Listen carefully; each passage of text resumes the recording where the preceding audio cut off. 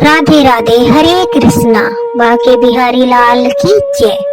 दोस्तों, हम छोटी से छोटी परेशानी से डर जाते हैं, घबरा जाते हैं और घबराकर अपने घुटने टेक देते हैं।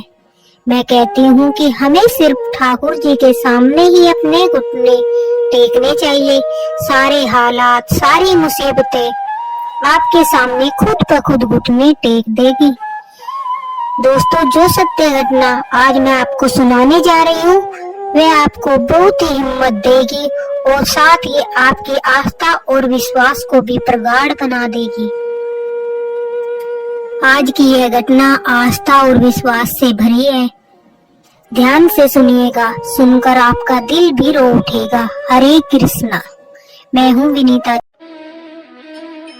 परिवार पवन शर्मा और निशा शर्मा दोनों पति पत्नी और उनके बच्चे ठाकुर जी के पक्के भक्त। समय कुछ भी हो, अच्छा हो बुरा हो, उनकी आस्था कभी ठाकुर जी के प्रति कम नहीं होती थी। उनके हालात गंभीर थे, परिवार की स्थिति ठीक नहीं थी, घर में पैसे की कमी थी, पैसे की आवश्यकता भी थी। बहुत से लोगों से मदद मांगी, लेकिन किसी ने भी मदद नहीं की। तभी अचानक से पवन जी के एक दोस्त की पत्नी बीमार हो गई। उसे ब्लड की आवश्यकता थी। उसने पवन से कहा, तुम रक्तदान कर दो, तुम मेरी मदद कर दो, मैं तुम्हारी मदद कर दूंगा। पवन जी ने एक क्षण भी नहीं सोचा और रक्तदान कर दिया। बदले में उनके दोस्त ने उन्हें 5,000 रुपए दिए। जो पैसे आए उनसे घर का खर्चा और गुजारा चल गया। पैसे गुजारा चलाने लायक थे। पवन जी पहले से ही बीमार रहते थे, अब रक्तदान के बाद वह और अधिक कमजोर हो गए थे। लेकिन पैसे की अधिक आवश्यकता थी, इसलिए उन्होंने अपने बीवी और बच्चों के बारे में सोचा और रक्तदान कर दिया। किंतु पवन जी अब काफी बीमार हो गए थे। वह इतने बीमार हो गए कि वे सदा सदा के लिए बैकुंठ चले गए, पीछे छोड़ गए तो अपनी पत्नी और बच्चों को। हालात गंभीर हो गए। पूरा परिवार ठाकुर जी का अनन्य भक्त था। आस्था विश्वास ठाकुर जी पर अटूट था। ठाकुर जी के सामने दिन रात प्रार्थना करते थे। ठाकुर जी से सभी बहुत प्रेम करते थे। लड्डू गोपाल की सेवा करते थे और बाल गोपाल लड्डू गोपाल से भी प्रगाढ़ प्रेम करते थे। सब कुछ उन पर ही छोड़ रखा था। जब पिता चले गए तो बड़ी बेटी ने सोचा, मैं कुछ काम कर लेती हूँ। निशा जी ने भी अपनी सोसाइटी में ही काम करने की सोची। घर के हालात जो सुधारने थे, घर में 4 बच्चे थे, सब अच्छे से रह रहे थे। एक दिन निशा जी की बेटी की नौकरी लग गई। तब निशा ने लड्डू गोपाल जी से कहा, ठाकुर जी, मेरी बेटी की नौकरी का पहला दिन है, आप उसका ध्यान रखना, सब अच्छा हो, सब ठीक हो। यह कहकर निशा बाल गोपाल जी से प्रार्थना करने लगी। निशा काम पर चली जाती है। दूसरी बेटी अपने मामा के यहाँ गई थी। घर पर अब बस 2 बच्चे थे जो छोटे थे, एक 10 साल का और एक 14 साल का उनका बेटा था। दोनों बच्चे बाहर गली में खेल रहे थे। अचानक से निशा के पास उनके बेटे का फोन जाता है। बेटा माँ से बोलता है, माँ, घर में आग लग गई। यह सुनते ही निशा के होश उड़ जाते हैं और वह घबरा कर दौड़ी दौड़ी घर आती है। घर आकर क्या देखती है, घर में लकड़ी का जो मंदिर था दोस्तों, वह पूरी तरह से आग से जल चुका था। वहाँ पर सुबह जो निशा जी दिया जलाकर गई थी, वह दिया न जाने कैसे आसन पर गिर गया था, जिससे मंदिर में आग लग गई थी। मंदिर भी लकड़ी का था, इस वजह से पूरे मंदिर में भयानक आग लग गई। और मंदिर जिसमें लड्डू गोपाल जी बैठे थे, जिसमें लड्डू गोपाल जी विराजमान थे, वह भी पूरी तरह से जल चुके थे। उनकी पोशाक जल चुकी थी, उनकी सभी आंखें, उनका मुख सब काला हो चुका था। वह बिल्कुल काले पड़ गए थे। निशा जी से यह देखा नहीं गया। वह बहुत रोई, बहुत दुखी हुई। पूरा मंदिर जल गया। उनको लगा पता नहीं किस कारण से ऐसी अनहोनी हुई है, क्या बुरा होने वाला है। वह डर गई, रोती रही, लड्डू गोपाल को पुकारती रही। बाल गोपाल, लड्डू गोपाल, जिनसे वह रोज बातें करती थी, अपना हर दुख उनके साथ बांटती थी, उन्हें भोग लगाती थी, वह पूरी तरह से जल चुके थे। उनके पति तो पहले ही उन्हें छोड़कर जा चुके थे। उस पर से अब बाल गोपाल, जिनसे वह अपना सारा दुख कह देती, वह भी जल गए थे।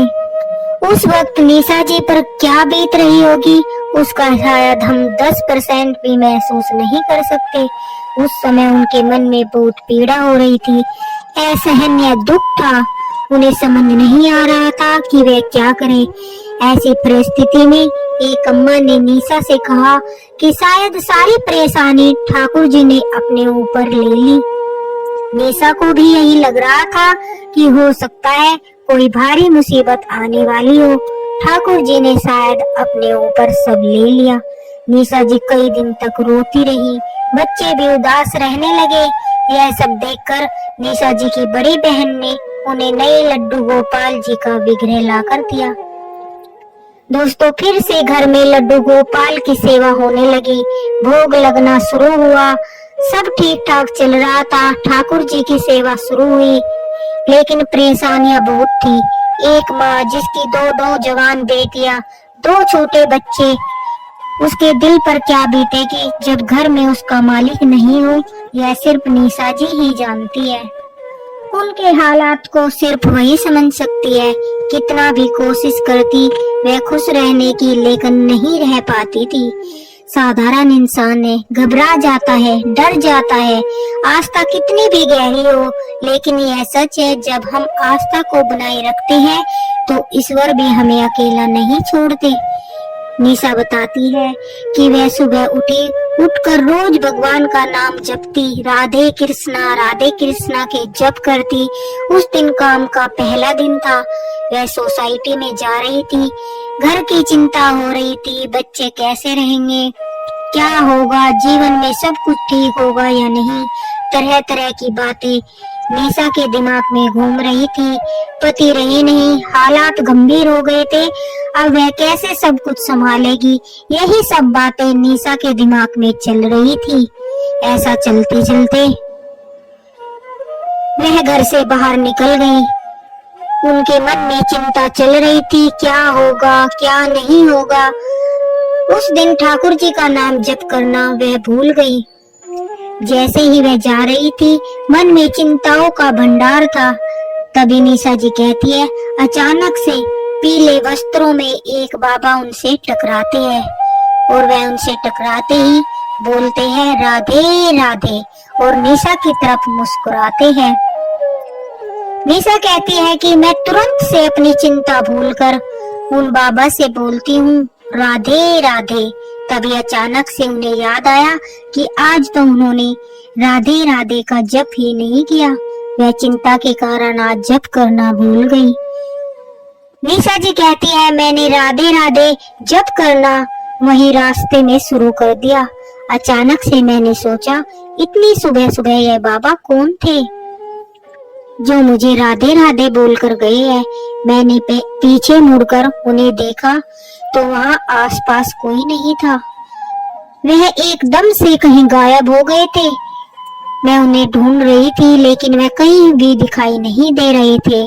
निशा जी को लगता है कि वह कोई और नहीं बल्कि ठाकुर जी थे, जो निशा को समझाने आए थे कि तू क्यों घबरा रही है, तू घबरा मत, डर मत, मैं हर पल तेरे साथ हूँ, हर स्थिति में तेरे साथ हूँ।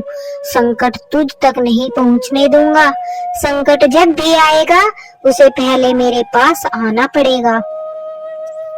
दुनिया में, ब्रह्मांड में कोई ऐसी नकारात्मक ऊर्जा नहीं है जो ठाकुर जी के सामने टिक सके। कोई ठाकुर जी को पार करके आप तक नहीं पहुंच सकता। जब आपकी आस्था, आपका विश्वास प्रगाढ़ होता है, आप ईश्वर को अपना सबसे प्यारा मित्र मानते हैं, उन्हीं को घर का मुखिया बनाते हैं, तो आप यकीन मानो पूरे ब्रह्मांड में ऐसी कोई शक्ति नहीं है, कोई नकारात्मक ऊर्जा नहीं है जो आपको हानि पहुंचा सकती है। हमसे पहले हमारे ठाकुर जी चलते हैं, हमसे आगे हमारे ठाकुर जी हमारा ध्यान रखते हैं कि बच्चा कहाँ जा रहा है, क्या कर रहा है। जैसे माता पिता अपने बच्चों का ध्यान रखते हैं दोस्तों, वैसे ही ठाकुर जी भी अनंत ब्रह्मांड का ध्यान रखते हैं। वो हमसे अनंत प्रेम करते हैं। जब हम उनकी शरण में होते हैं तो वे न ही किसी परेशानी को हमारे पास आने देते हैं। जब हम उनके चरणों में होते हैं न हमें घबराहट होती है और न ही डर लगता है। हम जब उनके सामने घुटने टेक देते हैं तो वह भी हमें सहारा देते हैं।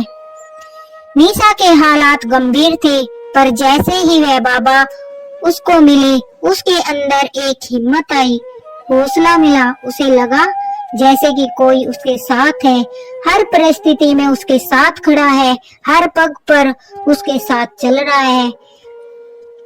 उसे लगा कोई हो या ना हो, मेरे ठाकुर जी मेरे साथ है।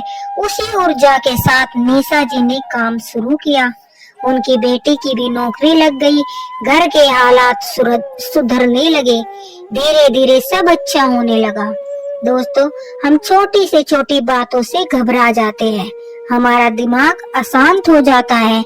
मैं आपको एक बात कहना चाहती हूँ कि इतना नाम जप करो, इतने राधे राधे के जप करो, ठाकुर जी से इतना प्रेम करो, अपनी आस्था को मजबूत करो कि आपके मन में, आपके दिमाग के भीतर सिर्फ ठाकुर जी ही ठाकुर जी, राधे राधे ही चलता रहे। और जहाँ ठाकुर जी होते हैं वहाँ कभी भी ऐसी स्थिति नहीं आ सकती जो आपको तोड़ दे, आपको डरा दे या आपको किसी मुसीबत में डाल दे। आप कभी भी नहीं डरेंगे, खुश रहेंगे, क्योंकि ठाकुर जी आपको हमेशा मुस्कुराहट देना चाहते हैं, खुशियाँ देना चाहते हैं। हम सब यह तो जानते ही है कि जब महाभारत का युद्ध हुआ था तो एकमात्र श्री कृष्ण भगवान ही ऐसे थे जिनके चेहरे पर मुस्कुराहट थी। वही मुस्कुराहट वह हम सबको देना चाहते हैं, लेकिन हमारी आस्था उन पर प्रगाढ़ होनी चाहिए, अटूट विश्वास होना चाहिए, अटूट भक्ति होनी चाहिए। आज निशा जी का काम इतना अच्छा चल रहा है कि उनके घर में किसी भी चीज की कोई कमी नहीं है।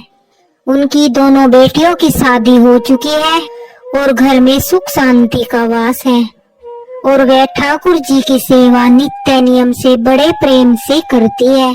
इसी के साथ भक्तों बोलिए राधे राधे, हरे कृष्णा।